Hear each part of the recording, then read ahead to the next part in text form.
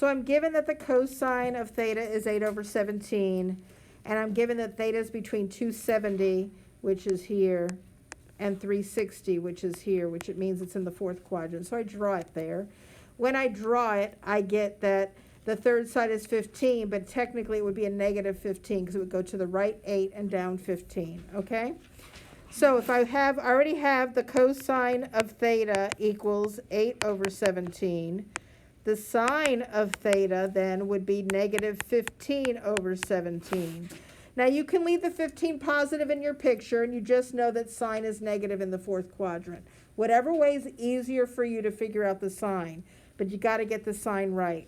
And the formula says that it's 2 times cosine times sine. And you put that in your calculator. So here, the answer is negative 240 over 289. There is a way to check these. However, you got to move them to the right quadrant. Does everybody understand what I'm saying?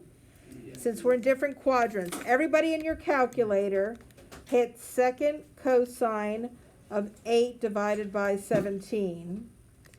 And that means you get 61.9275. Do not round it. You're going to take, that would be the negative. This would be negative that. So multiply that by negative 1. And it would be in the fourth quadrant, would be negative 61 point, right? So now you're going to get that out of the woods by adding 360. You get 298, right? Yes. Now you're going to multiply that by 2 because I want the sine of 2 theta, right?